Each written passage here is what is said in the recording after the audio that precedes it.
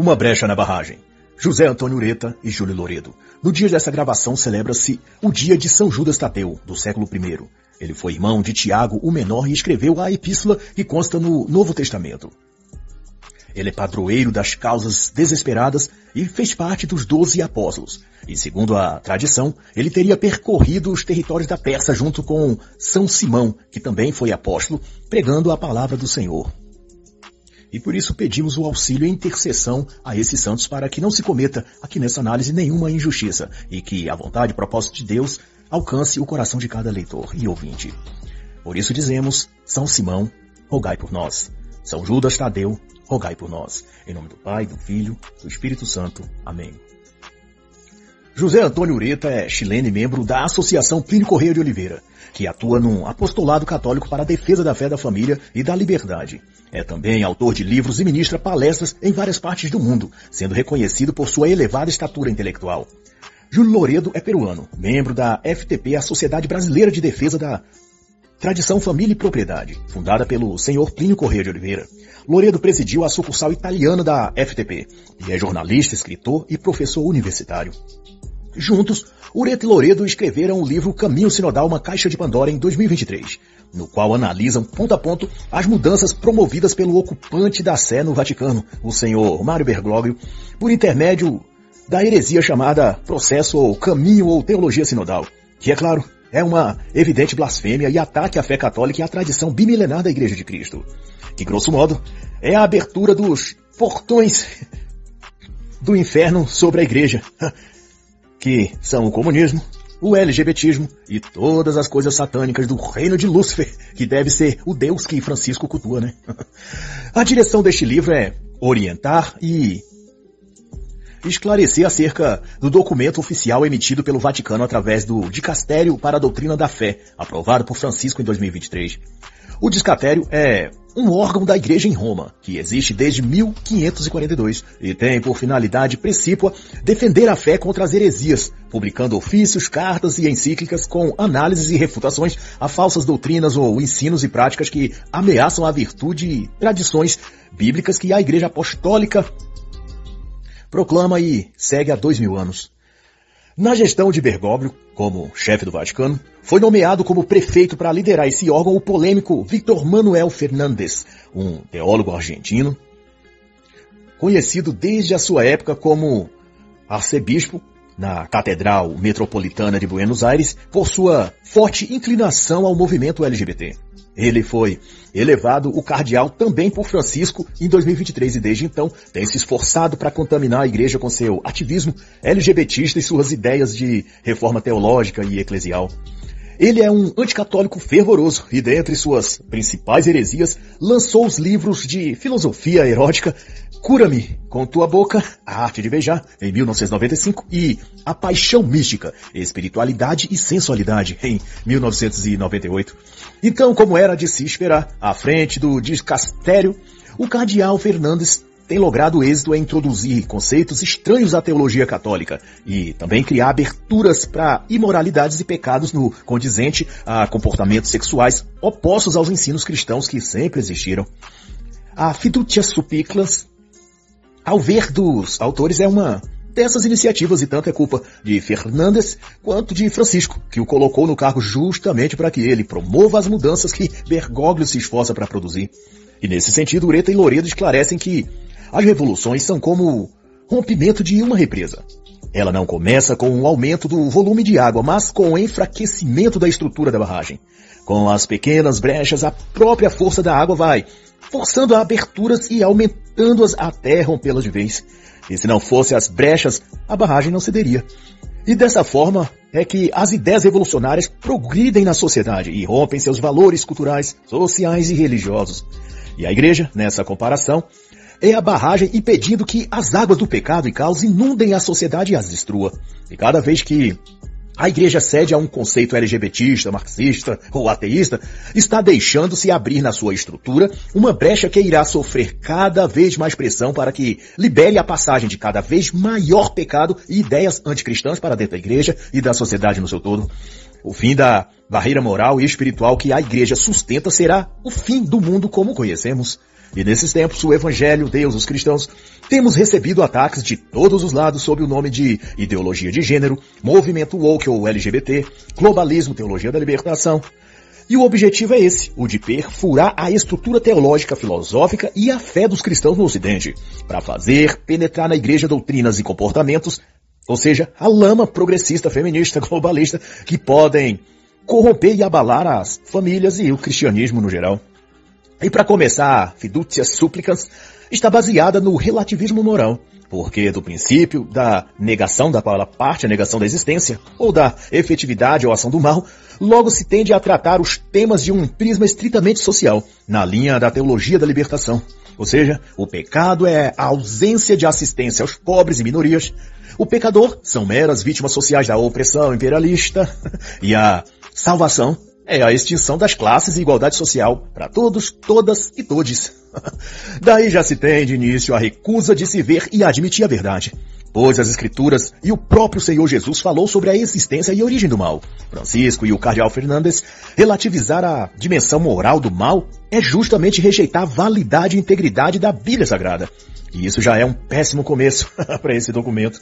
Outro ponto em destaque é a insistência em chamar e acolher a todos, incluindo principalmente LGBTs, pares do mesmo sexo, professantes de religiões da matriz afro e até ativistas marxistas anticristãos, sem frisar a necessidade desses de confessar, arrepender-se e propositar seguir uma nova vida. E é também externado que a igreja deve ser inclusiva, ou seja, acolher a todos, mas não lhe é ensinado que deve haver arrependimento e conversão, ou seja, mudança de vida. E nas palavras dos autores, eles dizem que, na sociedade ocidental, a Igreja Católica é a grande barragem que protege os bastiões ainda não invadidos pela Revolução Neopagã. Seus ensinos morais baseados nos preceitos imutáveis do Evangelho e da lei natural, dizem eles, impedem que paixões desenfreadas, levadas ao extremo, produzam o campo de ruínas almejado pelas correntes ideológicas da extrema esquerda, o que é o caso da ideologia de gênero e do LGBTismo, que, se efetivadas, levam à dissolução da família e dos princípios que fundamentam a própria civilização. E então os autores fazem a denúncia de que o que se vê é uma grande tragédia, não porque há um mal assolando a igreja, mas porque justamente aqueles que são chamados a preservar a integridade da fé e da moral na igreja são esses que trabalham no atual momento para sabotar a igreja de dentro para fora e transformar as rachaduras em grandes brechas. Como é o caso do cardeal Fernandes, atual prefeito do dicastério em conluio com o então ocupante da cátedra de Pedro, o Mário Bergoglio. E para ilustrar isso, Loredo e Ureta citam o dito documento Fiducia Supplicans, que, dentre várias aberrações, autoriza os sacerdotes a abençoar pares do mesmo sexo, e conforme foi interpretado pela opinião pública, seria uma abertura da igreja para reconhecer uniões entre pessoas do mesmo sexo. Uma vitória para o lobby LGBT, que há anos tenta penetrar na igreja, como um predador, dando um passo de cada vez, camuflado em disfarces variados. O golpe fatal do movimento LGBTista, semelhante a isso, há de ser a adoção da igreja ao casamento formal entre pessoas do mesmo sexo. E, por incrível que pareça, o que o dicastério de agora publica e ensina é o oposto ao que o próprio dicastério ensinou antes, até 2021 pelo menos. Nessa época, o cardeal Ladária, que então dirigia a Congregação para a Doutrina da Fé, respondeu enfaticamente a um questionamento nesse sentido. Foi-lhe perguntado se a igreja dispõe de poder de abençoar as uniões homoafetivas, e sua resposta firme foi negativo. Quando se invoca a bênção sobre algumas relações humanas, disse ele, é necessário que aquilo que é abençoado esteja objetivamente alinhado aos desígnios de Deus na criação. E em contraposição, o documento do atual dicastério diz que a igreja deve evitar a rigidez de certos esquemas doutrinários, levando-se em conta que somos mais importantes para Deus do que todos os pecados que podemos cometer. Salienta-se, no entanto, que fiéis católicos como o cardeal Robert Sarra, prefeito emérito da Congregação para o Culto Divino, se opôs ao Fiducia Supplicans dizendo que ele é uma heresia e que está minando o corpo de Cristo por ser contrário à fé e à tradição católica. Já o Monsenhor Antanásio Schneider, bispo auxiliar no Cazaquistão, afirmou que o Fiducia é um grande engano e que contradiz direta e seriamente a revelação divina e doutrina bimilenar da Igreja Católica. E nesse lastro, Antônio Ureta e Júlio Loredo denunciam que o lobby LGBT é muito bem articulado e tem metas bem claras. Ele quer remover a condenação moral que normalmente está associada à prática homossexual. ao convencer o público de que não há nada de moral em duas pessoas do mesmo sexo terem relações íntimas. Mas isso abre as portas para que esses grupos reivindiquem os mesmos direitos que os casais héteros, os de receberem os sacramentos, de casarem-se na igreja, ou até mesmo de serem ordenados padres, diáconos, bispos. E nesse particular, o lobby LGBTista conseguiu infiltrar-se nos seminários para a formação de padres e até em escolas e instituições de freiras. E nesses ambientes internos da igreja, ativistas disfarçados de mestres e teólogos ajudam a disseminar as homoeresias desse lobby, de que Jesus Cristo os aprova e aceita como são, de que Deus os criou assim, de que a Bíblia não condena a homoafetividade, e até que Jesus ou alguns dos discípulos eram gays. O próprio Papa Bento XVI contou num artigo publicado logo após sua renúncia como ele testemunhou essa degradação chamada revolução sexual penetrar nos seminários e contaminar padres e bispos. Um desses bispos, então reitor de um seminário católico, chegou ao absurdo de obrigar seus alunos e futuros padres a assistirem filmes pornográficos sobre a alegação de que isso os tornaria resistentes, entre aspas aqui, às condutas contrárias à fé. Mas o que estavam fazendo na realidade, se você me permite dizer, era plantar gatilhos visuais, memórias sexuais na mente desses seminaristas. E quando já formados e consagrados, exercendo as atividades paroquiais, essas lembranças os arrastariam para o poço do pecado sexual, resultando em escândalos públicos, ou ajudando a formar mais militantes pró-LGBT nos altos cargos da igreja. Porque muitos desses padres chegariam ao cardinalato e desse posto, com sua alma infectada, trabalhariam para introduzir as homoideologias que também já praticam dentro do Vaticano, esforçando-se para mudar a doutrina ou a interpretação dos dogmas da fé católicos, exatamente como o cardeal Vitor Fernandes atualmente faz. Mas deixo para mais detalhes a indicação das obras A Deus, Homens de Deus, Como Corromperam a Igreja Católica nos Estados Unidos, de Michael Rose, Infiltrados, a trama para destruir a igreja a partir de dentro, de Taylor Marshall, e Viadagens Teológicas Itinerários para uma Teologia Queer no Brasil, de André Sidney Muscov.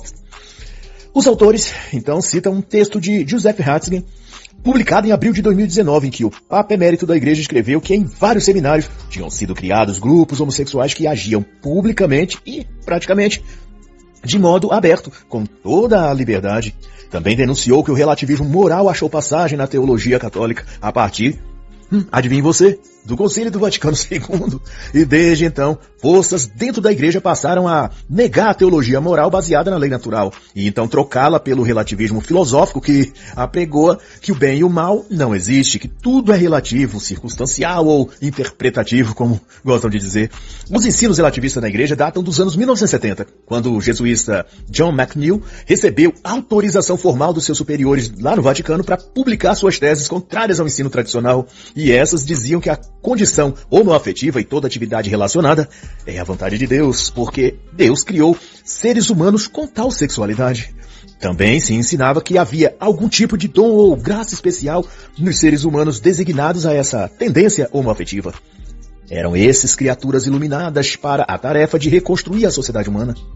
E por fim também que relacionamentos homossexuais são bons e morais, já que une parceiros em amor, e o amor é uma dádiva divina. E daí surgiram cada vez mais teólogos e teologias redefinindo as posições católicas cristãs sobre todo esse assunto, e sempre, claro, injetando mais carga de relativismo para manipular a consciência das pessoas, sobretudo dos fiéis e devotos católicos, e fazer deles uma massa de manobra para a causa e militância LGBT.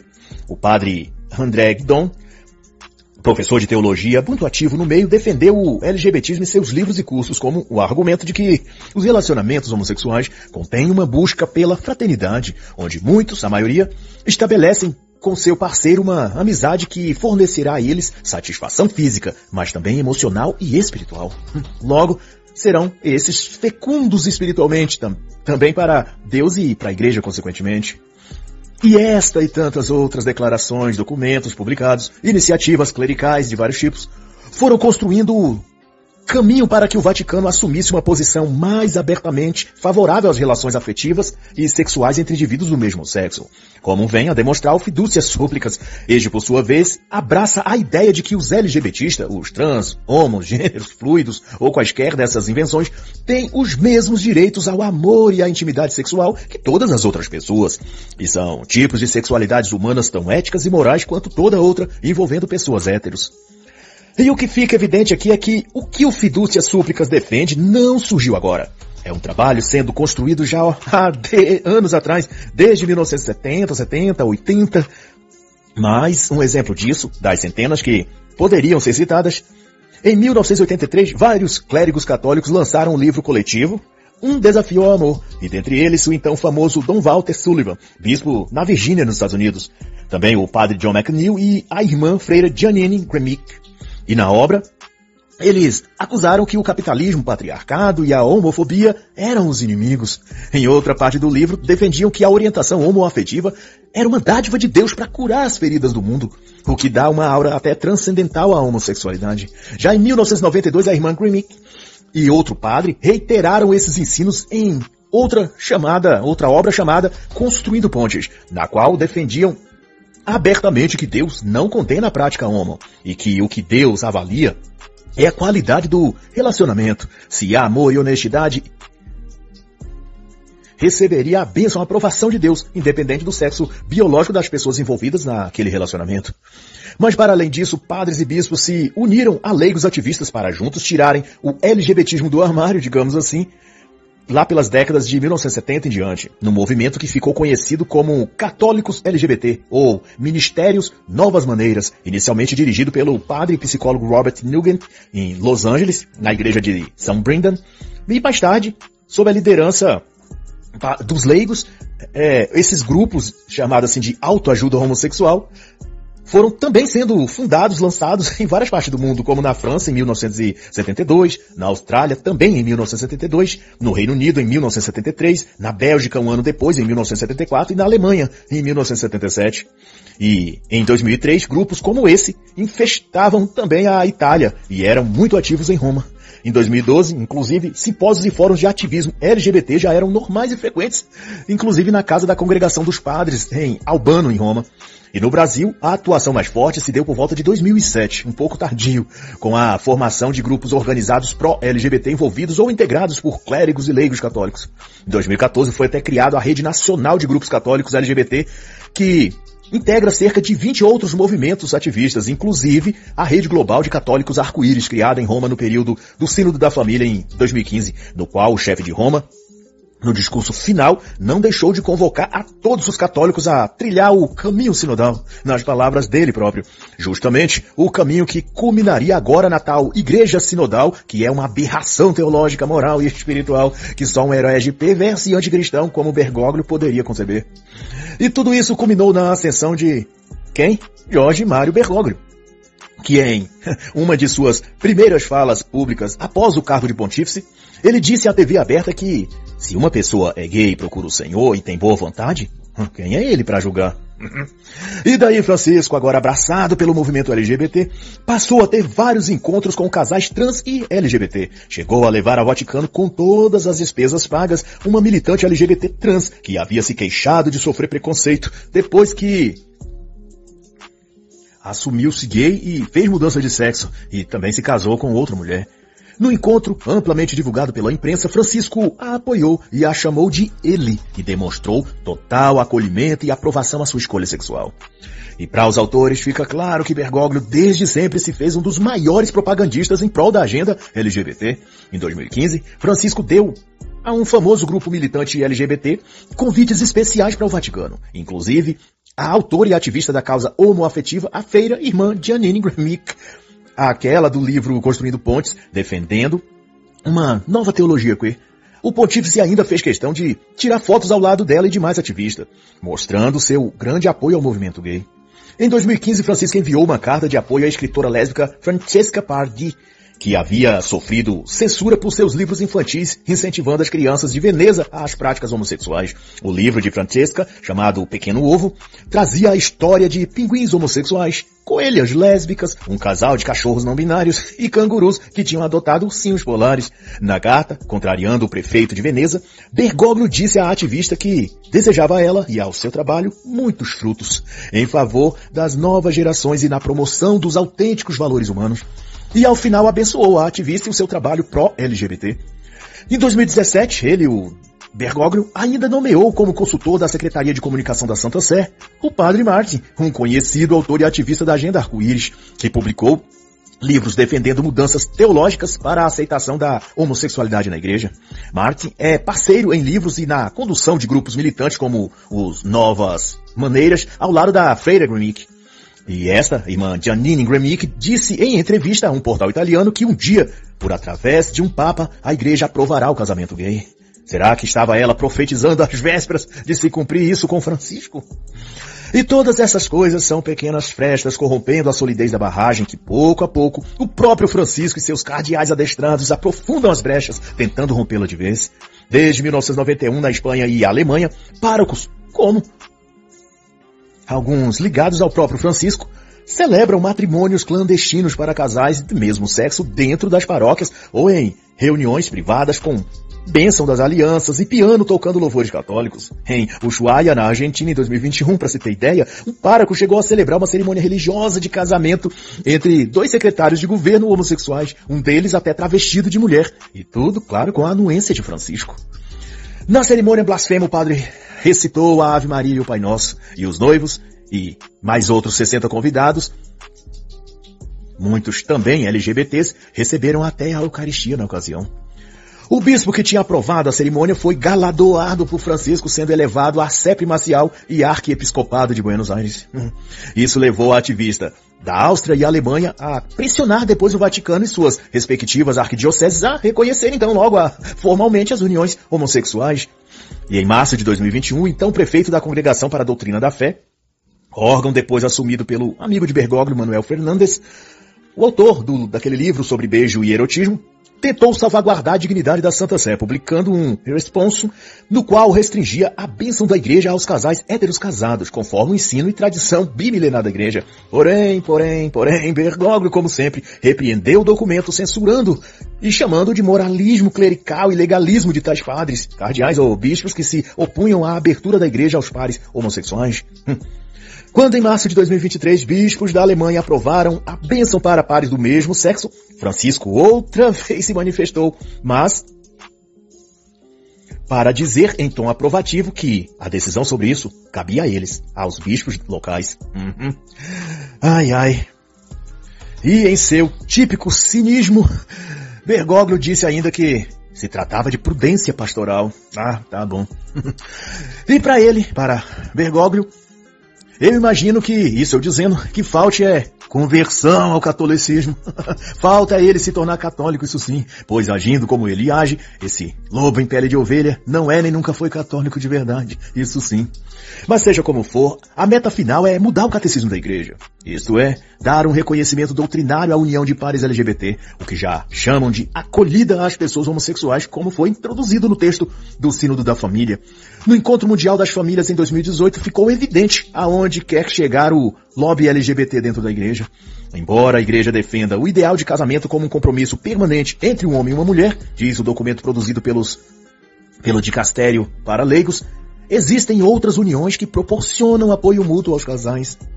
Com isso, forçam a abertura da igreja para o reconhecimento por ato oficial do Vaticano, em suas publicações teologais, da união afetiva de pessoas trans e afins, recalibrando a teologia católica para o rumo da inclusão radical, que acolhe tudo, aceita tudo e vê tudo como normal, inclusive o próprio pecado. E assim o Fidúcia Súplicas é o passo definitivo nessa direção e propósito. E isso porque o lobby LGBT tem na máxima personalidade do Vaticano, que é o Mário Bergoglio, seu maior representante e embaixador, seu defensor e propagandista. Ou talvez seja até mais do que isso, né? Quem sabe seja um fã ou um adepto, né? Vai se saber. E assim está escrito: não erreis. Deus não se deixa escarnecer. Porque tudo que o homem semear, isso também ele ceifará. Pois o que semeia da carne, na carne colherá a corrupção. Gálatas 6, de 6 a 9. E assim encerra a análise da obra Uma Brecha na Barragem, de José Antônio Ureta e Júlio Loredo.